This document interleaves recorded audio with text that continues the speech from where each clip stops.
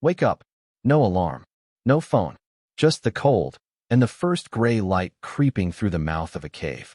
It's roughly 40,000 years ago, somewhere in what we'd now call Southern Europe.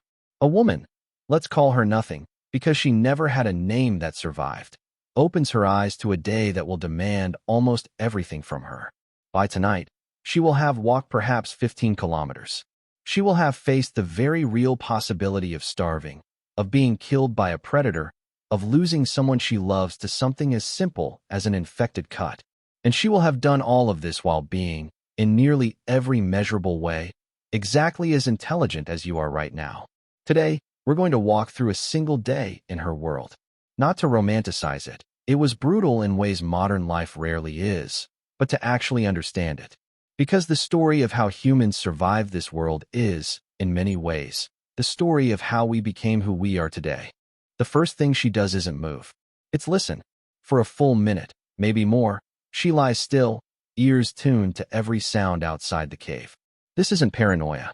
It's a skill, honed over a lifetime. Because the difference between noticing a change in the wind and missing it could be the difference between life and death. This is worth pausing on, because it tells us something important. Ancient humans weren't walking around in a haze of survival panic. They were, by necessity, some of the most alert, attentive observers of their environment that have ever existed.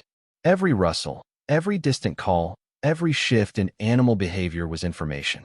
Once she's satisfied the immediate area is safe, she moves. The cave isn't just a shelter, it's shared space. Perhaps 15 to 30 people live here, an extended family group of parents, children, elders, cousins. Anthropologists studying comparable hunter-gatherer societies suggest band sizes in this rough range were common, small enough to coordinate easily, large enough to share the enormous workload survival demanded. Breakfast, if it exists at all, is whatever remained from yesterday, perhaps some dried meat, strips preserved through smoking over the fire days earlier. Preservation technique mattered enormously. Without it, meat from a large kill would rot within days, and the immense effort of the hunt would be largely wasted. She checks on her children first. Infant mortality in this era was extraordinarily high. Some estimates suggest close to half of children didn't survive to adulthood from disease, accidents, or simple lack of food during lean seasons. This isn't mentioned to shock, but to underline something real. Every single day, for these people, carried genuine stakes that most of us, thankfully, will never personally face. Now the actual work of the day begins, and it's worth understanding just how much labor survival really meant. Contrary to a common assumption, most hunter-gatherer societies studied by anthropologists didn't spend every waking hour searching for food. Some estimates, based on studies of modern-day hunter-gatherer groups like the Hadza of Tanzania, suggest food-gathering activities might take up something closer to 20 to 40 hours a week. Not drastically different from a modern work week, though obviously far more physically demanding and far riskier. Today, she's assigned to gathering. This was, in most known hunter-gatherer societies, primarily the role of women, and it's worth noting something modern research has increasingly emphasized. Gathering wasn't a lesser task.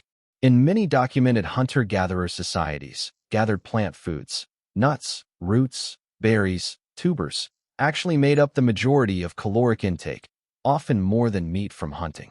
The image many of us have of ancient humans as primarily meat hunters undersells how much daily survival depended on deep, specific botanical knowledge. She knows, without needing to think about it, which roots are safe and which look nearly identical but will make her violently ill. Which berries ripen this week versus next. Where water pools after rain versus where it never does. This knowledge isn't instinct. It's decades of accumulated, taught information, passed down explicitly from elders, refined over countless generations. Meanwhile, elsewhere, a hunting party has left before dawn. Hunting large game was neither common nor casual. It was a calculated, high-risk, high-reward activity, often requiring days of tracking and coordinated teamwork between multiple hunters, using spears, and later, more sophisticated tools like spear throwers that could add significant force and distance to a throw. The risk here is not exaggerated for effect. Studies of skeletal remains from this era show frequent evidence of healed fractures and injuries consistent with violent encounters, both with animals and, at times, with other humans over territory or resources. Back at the camp, an older man works on something with quiet, practiced focus, knapping stone into a tool.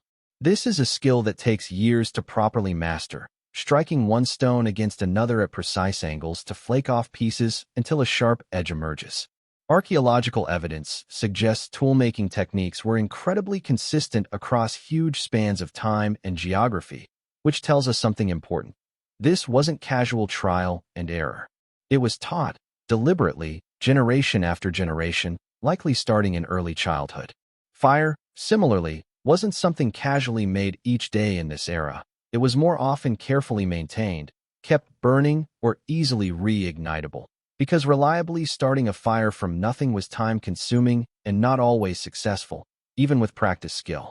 Fire meant warmth against genuinely dangerous cold. It meant protection, since most large predators avoided it.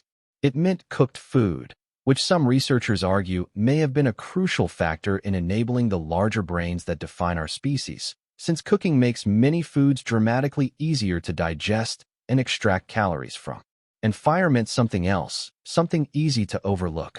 Light after dark, which meant time. Time to talk. Time to teach. Some researchers who study surviving hunter-gatherer oral traditions suggest that fireside conversation likely played a significant role in passing down not just practical survival knowledge, but stories, social norms, and cultural memory across generations. Here's something that's easy to miss when we picture ancient humans as isolated, scattered survivalists. They weren't. Survival at this level of technology was fundamentally, unavoidably social.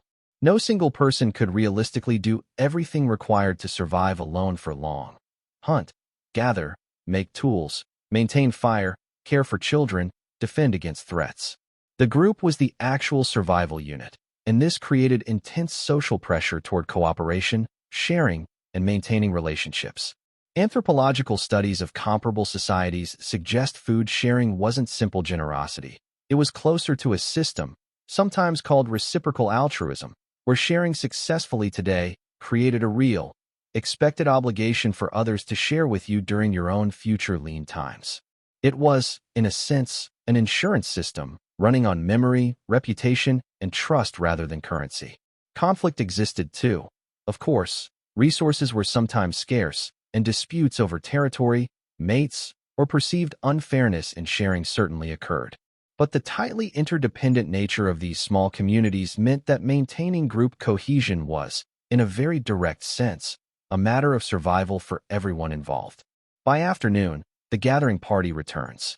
The hunting party won't be back until near dusk, if they're successful at all.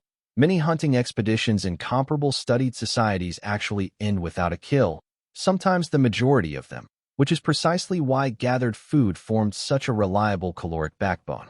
As light starts to fade, there's a shift in the camp's energy, a subtle, practiced vigilance. Dusk and early night were, in many regions, the most dangerous hours, when large predators were most active.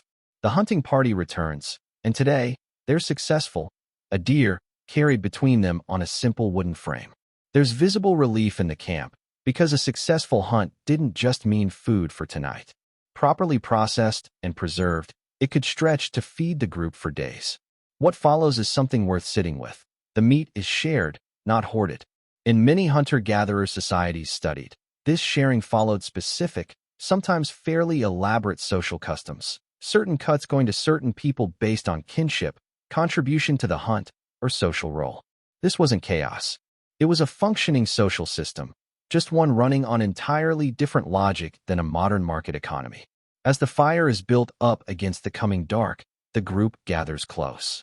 This, more than almost anything else in the day, resembles something we'd instantly recognize. People eating together, children being hushed or laughing, someone recounting the day's hunt, likely with some embellishment. An elder, perhaps, telling a story that's been told 100 times before, that everyone still wants to hear again. Oh, why does any of this matter to us now, tens of thousands of years later? Partly because it corrects a common misconception. The popular image of the caveman, grunting, simple, barely thinking beyond his next meal, badly undersells what survival at this level actually demanded. It required sophisticated environmental knowledge, complex tool-making skills, strategic planning, deep social cooperation, and constant, careful risk assessment. In nearly every meaningful cognitive sense, these were people exactly as intelligent as we are. What's different isn't the brain. It's the environment and the tools, and the millennia of accumulated knowledge that separates her world from ours. There's another reason this matters, though, and it's a little more personal.